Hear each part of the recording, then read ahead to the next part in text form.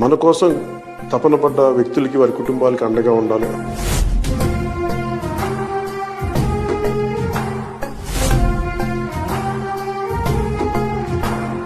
క్షేత్రస్థాయిలో ముఖ్యంగా పోరాట యాత్ర చేస్తున్నప్పుడు చాలామంది ప్రమాదాలకు గురవడం, తర్వాత వ్యక్తిగతంగా మనకున్న నాయకులు ఆ రోజు నా పక్కన ఉన్న వాళ్ళు సహాయాలు అందించడం, ఇవన్నీ చూసి క్రియాశీలక సభ్యత్వం తీసుకునే సమయంలో వారికి ఏదైనా బీమా పథకం అమలు చేయొచ్చు, దాని మీద సాధ్యాసాధ్యాలు చూడండి అంటే దాదాపు 1,00,000 మంది పైచిలకు అందరికీ కూడా బీమా పథకాన్ని వర్తింపజేశారు.